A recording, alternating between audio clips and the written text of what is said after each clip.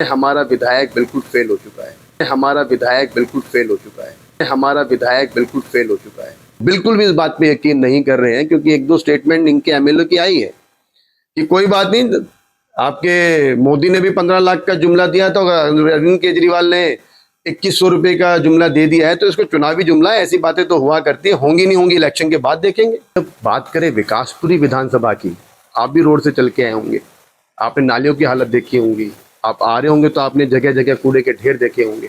आम आदमी पार्टी ने दोबारा महेंद्र यादव को यहाँ पर प्रत्याशी बना के उतारा है, और टिकट अनाउंस होने के बाद अभी तक एक भी पार्टी के वर्कर की मीटिंग में अभी तक नहीं हुई है। मैं आपको जानकारी दूं तो, क्योंकि वर्करों में बड़ा नाराजगी है। आपको बता दें कि दिल्ली में एक बार फिर से चुनाव का बिगुल बजने ही वाला है।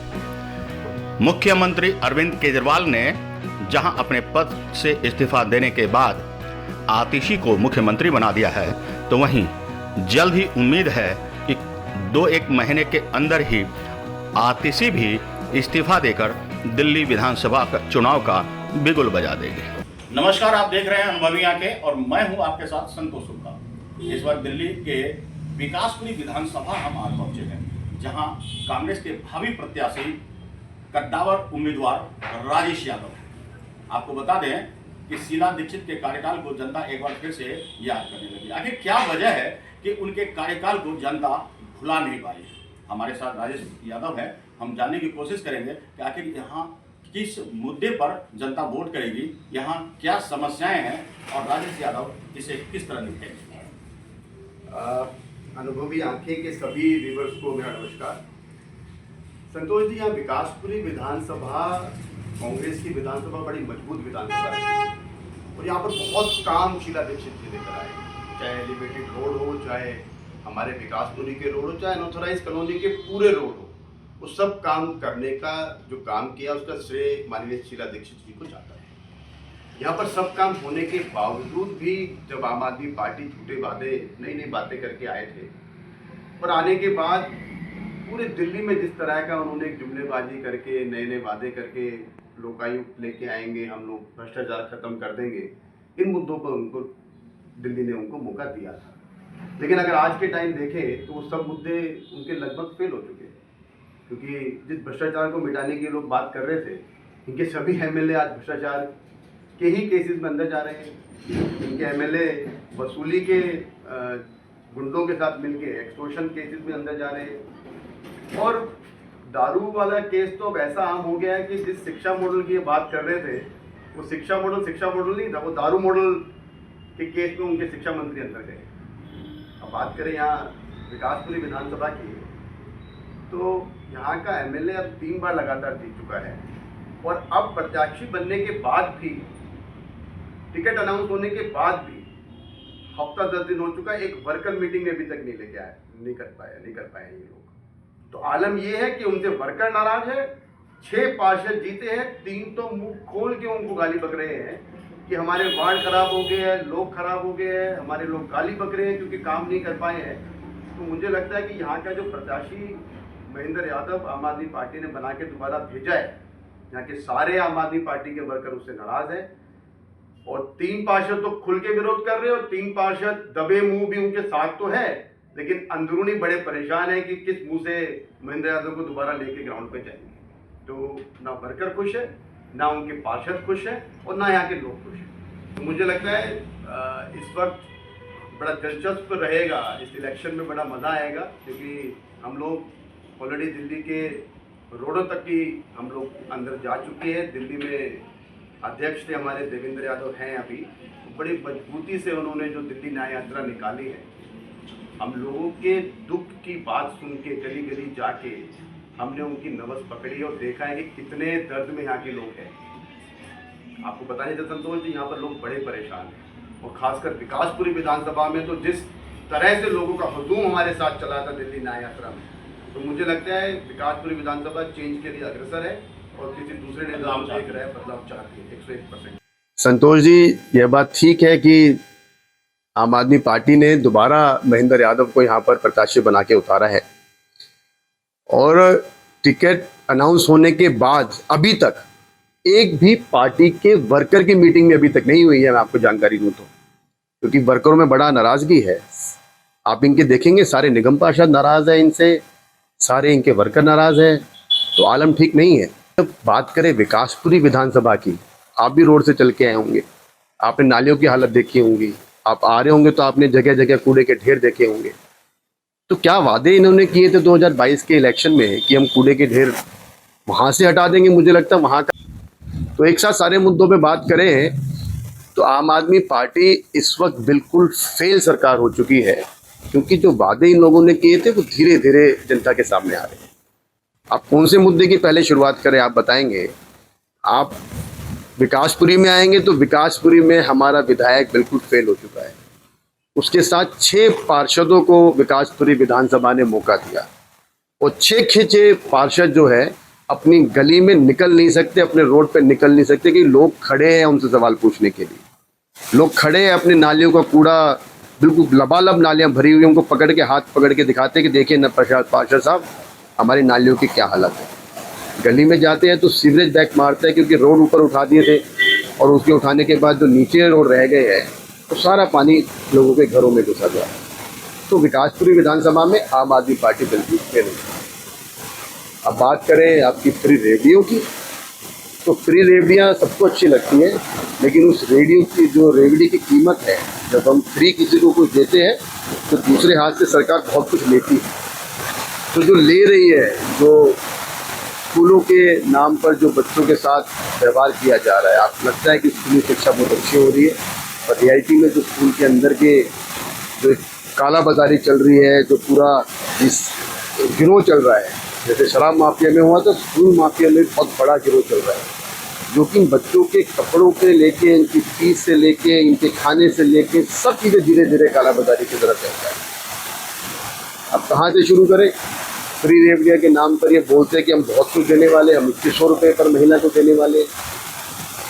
दिल्ली का बजट एक सेंट्रिक बजट है, दिल्ली के बजट की सीमाएं हैं। 2100 रुपये हर महिला को देने की जो बात कर रहे हैं, उसको सिर्फ और सिर्फ एक चुनावी जुमले की तरह दिल्ली के लोग देख रहे हैं।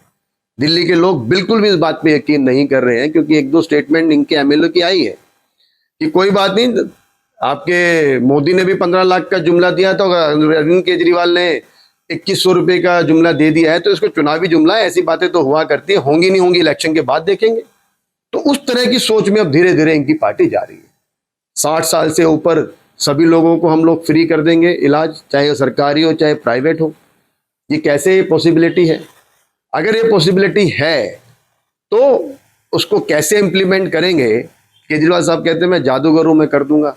आपके सरकारी हॉस्पिटल में तो बेड अवेलेबल है नहीं, और प्राइवेट हॉस्पिटल वालों को आप कैसे अलाउ कर देंगे कि 60 साल से लोग भी इतने बीमार है कि उनके अगर जमा होने लग गए, अगर वो हॉस्पिटल में जाने लग गए तो आपको बेड की व्यवस्था भी नहीं मिलेगी। तो मुझे नहीं लगता कि ये जो रेवड़ियाँ बोल रहे हैं 2100 60 साल से ऊपर सबको हम लोग फ्री कर देंगे मेडिकल फैसिलिटी, केजरीवाल इसको फ्री रेवड़ी को नहीं कर पाएंगे। ये बिल्कुल जुमला है, और दिल्ली वाले इस बात को समझ चुके हैं। तो ये बिल्कुल भी पॉसिबिलिटी नहीं है, झूठ है, सरासर झूठ है। और आम आदमी पार्टी इस बार इस झूठ की वजह से फेल हुई कि दिल्ली वाले उसको मौका नहीं देंगे। दिल्ली वाले मौका नहीं देंगे। अगर कांग्रेस प्रत्याशी बनकर आप जीत दर्ज करते हैं तो आपकी पहली प्राथमिकता क्या होगी?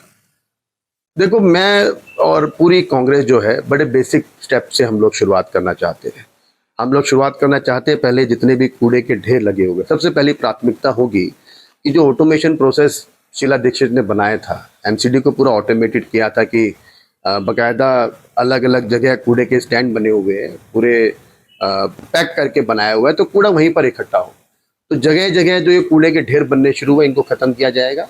और यहाँ के सभी एमसीडी के कर्मचारियों को बुला के, क्योंकि एक एमएलए का बहुत अहम रोल है इसमें भी, हम लोग छोड़ देते हैं कि एमसीडी वाले कर लेंगे। एमसीडी वालों के ऊपर एक एमएलए का भी रोल है कि वो इनको सुनिश्चित करे कि जितने एमसीडी वर्कर्स हैं वो लोग अपनी जगह पे अपनी ड्यूटी करें।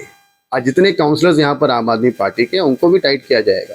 सबसे पहले हम कूड़े से निजात दिलाएंगे, उसके बाद आएंगे नालियों की, क्योंकि विकासपुरी बहुत जूझ रही है। बेसिक फैसिलिटी जो है, नाली, सीवर, कूड़ा, हमारे यहाँ तीनों बिल्कुल चरम गए, बिल्कुल चरमरा रहा है। सारे नालियाँ अंदर की गलियों की भरी हुई है। तो दूसरी सबसे बड़ी प्राथमिकता जो यहाँ पे एमसीडी वाले काम नहीं कर पा रहे हैं, वो एमएलए बनने के बाद हम सबसे पहले कोशिश करेंगे कि सारी नालियों की साफ व्यवस्था अपने हाथ में ले। बेशक एक एमएलए कोटे से हम लोगों को उसको फंड मैनेज करना पड़े, हम उसको करेंगे। तीसरा जो सीवरेज है, सीवरेज दिल्ली सरकार के अंडर है और उसकी मेंटेनेंस ये लोग नहीं कर पा रहे। सबसे बड़ी जो हम लोग काम करेंगे, हम सारे सीवरेज की क्लीनिंग का काम करेंगे ताकि हमारे जो है लोगों के घरों में पानी जा रहा है ये रुक जाए। ये 3 बेसिक काम होने के बाद फिर हमारे पास बहुत अच्छे प्लान्स हैं। विकासपुरी में बहुत सारी फैसिलिटीज़ हम लोगों ने करनी है, हम उसकी तरफ काम करना शुरू करेंगे। हमारे यहाँ पर एक स्पोर्ट्स क्लब नहीं है, कोई स्पोर्ट्स हाउस नहीं है, कोई छोटा मोटा स्टेडियम नहीं है। तो मिनी स्टेडियम के लिए हमने पहले भी इस बात को रखा था और आज भी दोबारा रखना चाहते हैं कि विकासपुरी के अंदर हम एक मिनी स्टेडियम की शुरुआत करेंगे, जिससे हमारे यहाँ का यूथ, हमारे यहाँ के यंग बच्चे अपने अपने कैलिबर में, अपने अपने अलग अलग स्पोर्ट्स की फील्ड में आगे बढ़ सके, अपना नाम रोशन कर सके। इस तरह से हमारे पास आईटी हब्स की प्लानिंग है, लाइब्रेरी की प्लानिंग है, कॉम्पिटिटिव एग्जाम्स के लिए फ्री बुक्स की प्लानिंग है। वो हमारे पास पूरा एक प्लान हमने ड्राफ्ट किया हुआ है। बहुत जल्द आप मैनिफेस्टो में इस बात को देखेंगे भी।